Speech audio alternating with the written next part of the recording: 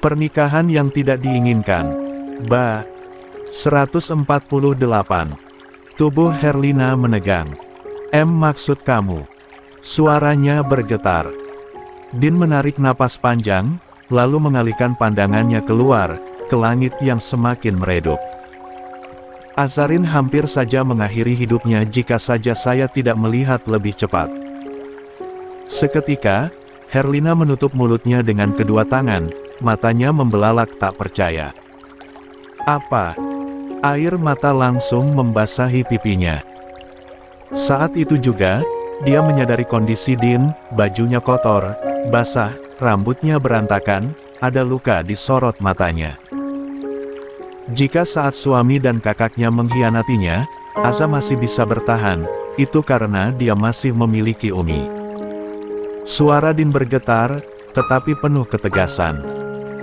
Dia masih berpikir untuk tetap hidup karena ada seorang ibu yang menyayanginya, masih ada tempatnya untuk pulang. Tapi sekarang, dia merasa kehilangan sosok itu. Herlina menangis, dadanya terasa sesak mendengar kenyataan itu. Di mana Aza? Nak, Umi mau bicara sama dia. Pinta Herlina sambil terisak. 15. Din menggeleng. Maaf kalau saya egois. Tapi kebahagiaan Aza paling utama bagi saya. Umi sendiri lebih tahu luka Aza dibanding saya, seharusnya Umi tahu cara menyikapi permasalahan ini. Sekali lagi Deanem menghela napas berat. Besok Azarin akan pergi ke Dubai bersama kedua orang tua saya dan Alina. Sementara saya akan tetap tinggal di sini, seperti yang diperintahkan kedua orang tua saya untuk menjalani pingitan sebelum pernikahan kami. Herlina tak sanggup berkata-kata. Yang bisa dia lakukan hanya menangis sambil menutup bibirnya.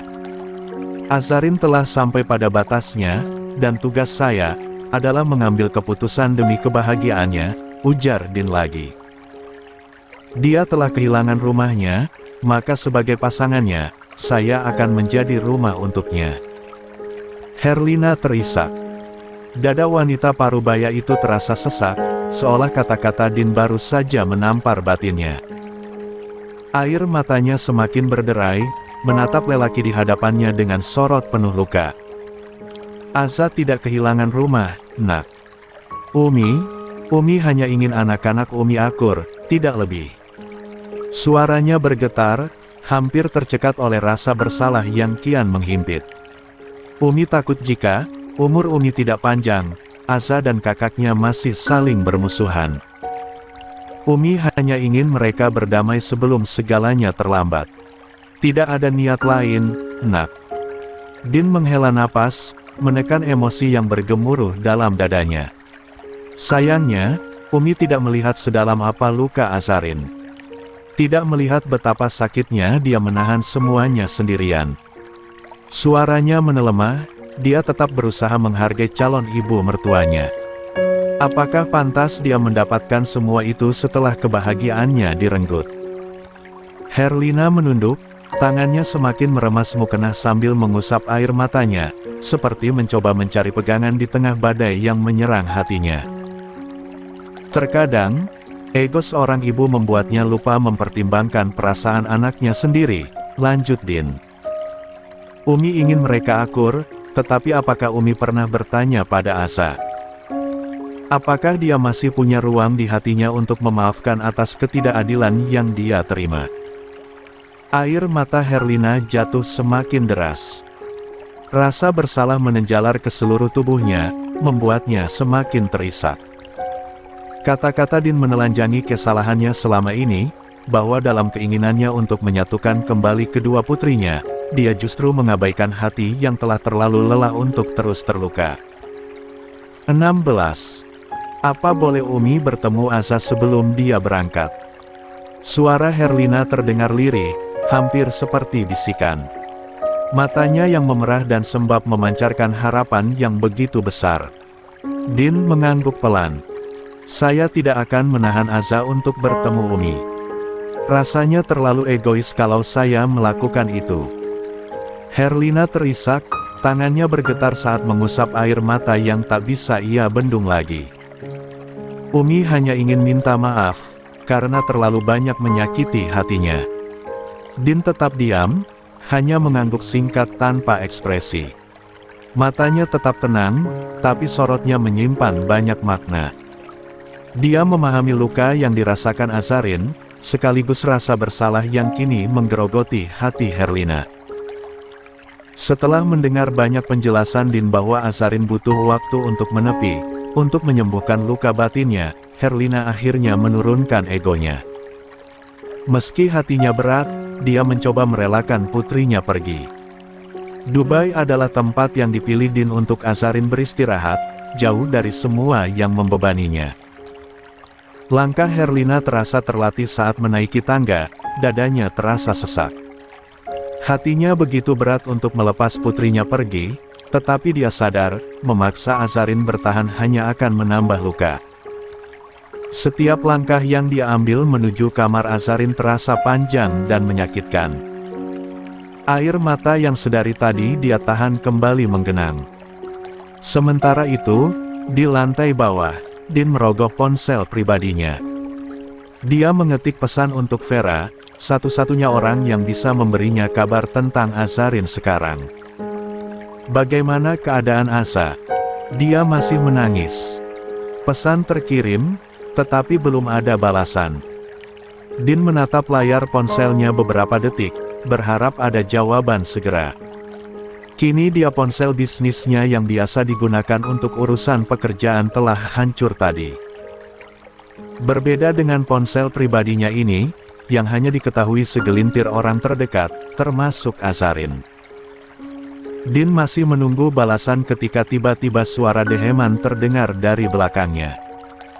Suara yang membuatnya segera menoleh. Din menurunkan ponselnya perlahan, menatap Alea yang kini duduk di sofa di depannya dengan ekspresi penuh sindiran.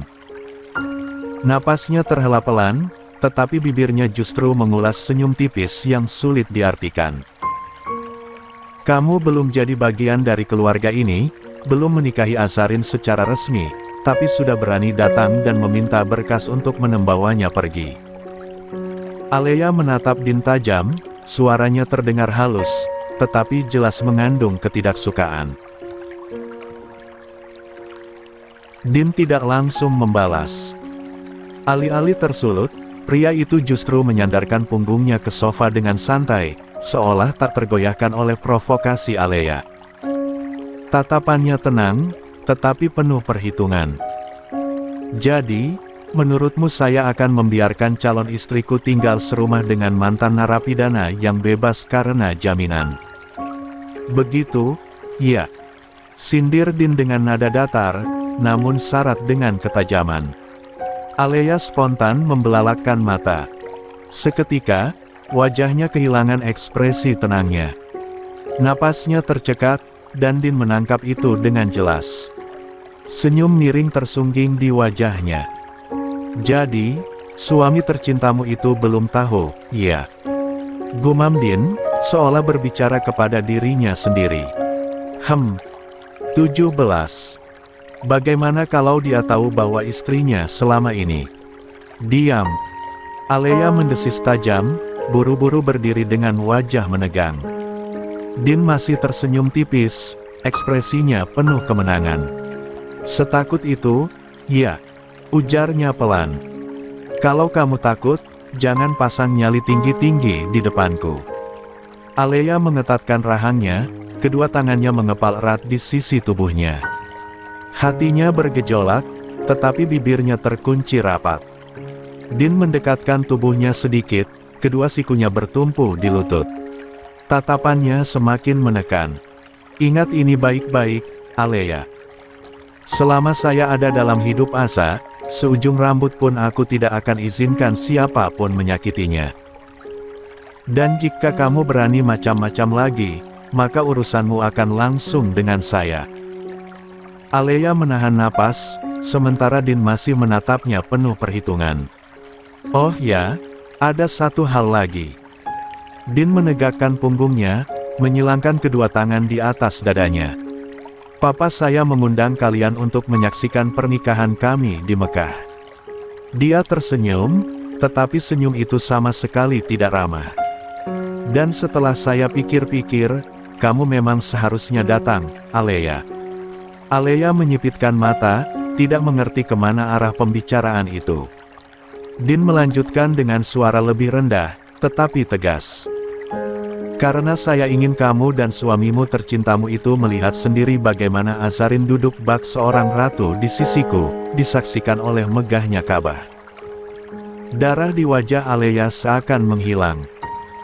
Wajahnya memucat seketika, sementara Dean tetap duduk tenang, menikmati bagaimana kepercayaan diri wanita itu perlahan runtuh. Pergilah, ujar Dean, suaranya dingin dan syarat peringatan. Saya kesini bukan untuk berurusan denganmu, tapi dengan Umi. Alea mendengus, kedua tangannya mengepal di sisi tubuhnya. Tapi kalau kamu memang ingin berurusan dengan saya, silakan saja, lanjut Dean tanpa ragu. Dengan senang hati, saya siap menerima jutaan sindiran yang kamu buat. Alea menggeram pelan, bibirnya bergetar menahan emosi. Ia ingin membalas, ingin melemparkan kata-kata tajam seperti yang biasa ia lakukan. Namun, sorot mata Dean yang tajam dan penuh ketegasan membuatnya ragu. Dengan kesal, Alea akhirnya melangkah masuk, menghentakkan kakinya di lantai seolah ingin menunjukkan ketidaksukaannya.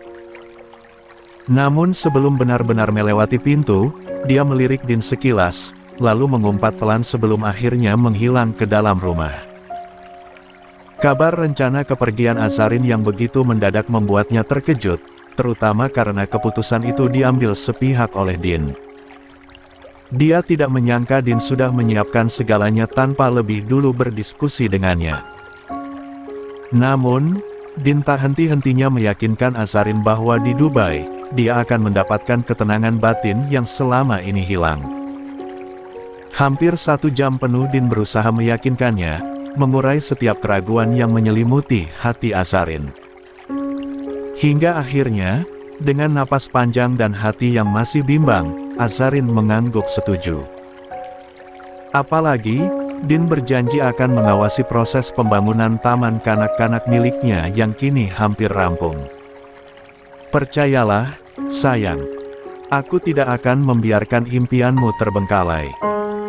Aku akan mengurus semuanya di sini, termasuk menjaga Umi dengan baik, ucap Dean dengan suara lembut, memastikan Azarin tidak lagi ragu. 18.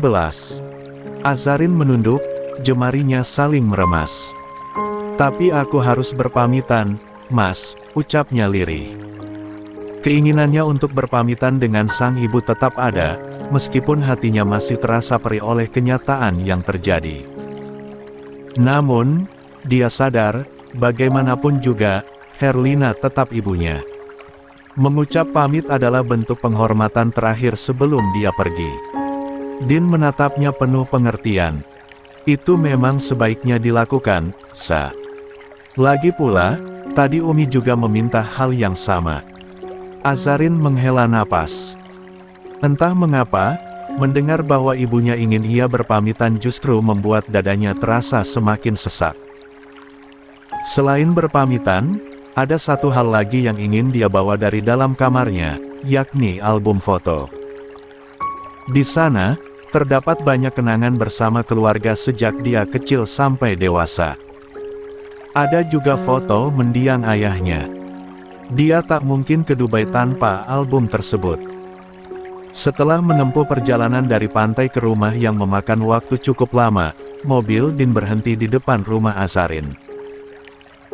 Dalam sehari ini dia telah datang kedua kali di rumah tersebut, tetapi kali ini datangnya hanya untuk menunggu Azarin berpamitan, dan melanjutkan perjalanan ke Jakarta. Sebab, pesawat ke Dubai besok hari sekitar jam 7 pagi. Bahkan kedua orang tuanya, serta Alina sudah berangkat lebih dulu di Jakarta beberapa saat yang lalu bersama Vera. Mas tunggu di mobil saja, ya. Masuknya nanti saja kalau mau pamitan, ujar Azarin pelan, menundukkan kepala saat Dean berdiri di samping mobil, membukakan pintu untuknya. Dean mengangguk sekali. Iya. Kalau ada apa-apa, teriak saja. Aku di luar. Azarin hanya menengangguk tanpa banyak bicara, menjaga pandangannya agar tak bertemu dengan mata Din. Dia kemudian melangkah masuk ke dalam rumah. Pintu ruang tamu tidak tertutup rapat, memungkinkannya langsung masuk setelah mengucapkan salam. Langkahnya perlahan, tak ingin membuat suara berisik. Namun, saat memasuki ruang tengah, langkahnya otomatis terhenti. Matanya menangkap sosok ibunya yang tengah menangis. Di hadapannya, Alea duduk dengan sorot mata memerah, seolah baru saja terjadi pertengkaran sengit. Azarin menghela napas. Dia memilih tidak menggubris pemandangan itu dan melangkah dengan pasti menuju tangga, berniat langsung ke lantai 2. Namun, baru beberapa langkah, suara lantang Alea menghentikannya. Azarin Nafisa. Azarin memejamkan mata sesaat. Suara itu penuh emosi, menggetarkan ruangan, seolah memanggilnya bukan sekadar nama, melainkan sebagai undangan untuk sebuah konfrontasi. Perlahan, dia berbalik, menatap Alea dengan sorot mata datar, bersiap menghadapi apapun yang akan terjadi selanjutnya. Hebat sekali, ya, dirimu. Bisa pergi semaunya dari rumah ini, berasa tinggal di rumah sendiri, bebas mau melakukan apapun tanpa aturan. Sembari berbicara, Alea melangkah mendekati adiknya. Tatapan matanya menghunus tajam, tetapi Azarin tetap terlihat tenang. Langkah Alea berhenti, kedua tangannya terlipat di dada. Seharian pergi tanpa pamit, lalu tiba-tiba calon suamimu itu datang dengan lancang meminta identitasmu dan mengabarkan kamu akan berangkat ke Dubai besok. Alea mengulas senyum miring. Apa jangan-jangan kalian sudah berzina di luar, kamu hamil, lalu dengan alasan ke Dubai untuk menyembunyikan semuanya. Bahkan hari pernikahan kalian pun masih beberapa minggu lagi. Azarin tersentak mendengar tudingan sang kakak, tatapannya menajam, rangahnya yang tertutupi cadar. 19. Mengetat kuat seiring dengan kepalan tangannya. Tahan, Asa, tahan. Azarin menghela napas berat, hingga cadarnya bergerak. Apa aku semurah dirimu, Tanya Azarin pelan, tetapi menghujam hati Alea. Kamu bisa saja dijamah oleh suamiku dulu, yang notabene adik iparmu. Lalu pengalaman pribadimu itu, kamu sangkut pautkan denganku. Lucu, ya. Penzina berteriak zina di depan korban. Azarin mendengkus kesal. Sementara Alea menatap Azarin seolah-olah ingin menghancurkan adiknya. Kamu. Diem. Serga Azarin mendesis. Gak capek apa hidupmu yang drama terus? Kenapa kamu gak mikirin rumah tanggamu biar membaik? Kenapa harus sibuk mengurusi hidupku? Apa aku pernah mengurusi hidupmu, Sejujurnya Azarin merasa capek, dan enggan lagi membalas perkataan Alea yang pasti akan menimbulkan perdebatan panjang, tetapi diam saja dia dianggap lemah. Ujung matanya menangkap sang ibu mendekat, dia bergegas berbalik badan, bersiap naik ke lantai atas, menuntaskan dulu rencananya tadi, sebelum berpamitan yang mungkin akan menciptakan drama oleh ibunya. Asa, Umi mau bicara, ucap Herlina lirih, seolah memohon agar putrinya memberikan ruang dirinya bersuara. Azarin menghentikan langkahnya di anak tangga pertama, tanpa berbalik badan. Aku hanya ambil sesuatu di atas, setelah itu aku akan temui Umi. Umi hanya ingin bicara, nak, sesulit itukah? Suara Herlina bercampur dengan isak tangis yang memilukan. Umi minta maaf, nak, walahi Umi tak pernah ingin menyakitimu. Umi hanya berposisi sebagai ibu yang tidak ingin melihat anaknya menderita. Azarin merasakan matanya mulai mengabut, dadanya bergemuruh menahan gejolak rasa sakit. Apa Umi pernah mendengarkanku? Jika tidak, mengapa Umi memaksaku harus mendengarkan Umi? Sesulit itukah? Azarin mengepalkan kedua tangannya di samping, dia berusaha menahan agar suaranya tetap tenang. Umi benar, berdiri sebagai posisi seorang ibu. Andai itu terjadi sama aku pun, aku akan menjadi garda terdepan untuk anak-anakku. Tapi dengan satu alasan, aku tidak akan mengabaikan anakku yang telah menjadi korban ketidakadilan. Dia memejamkan mata, hingga air matanya menetes tak tertahan. Saat ini, aku hanya menyelamatkan diriku, mentalku dari rumah yang tak lagi nyaman untukku. Toh, jika aku pergi, Umi tidak akan sendirian, ada anak Umi yang lain, bersedia menemani. Air mata Herlina semakin mengalir, dia terus menekan dadanya yang terasa sesak. Kata maaf terus terlontar dengan lirih. Gila ya, kamu, teriak Alea geram. Laki-laki itu belum sah jadi suamimu, tapi sudah berhasil mencuci otakmu. Aku saja diminta pergi sama Umi, aku gak mau, tapi kamu. Alea menggelengkan kepala tak percaya. Azarin tersenyum miring. Ya, seperti itulah yang akan terjadi. Korban akan berubah menjadi pelaku kejahatan.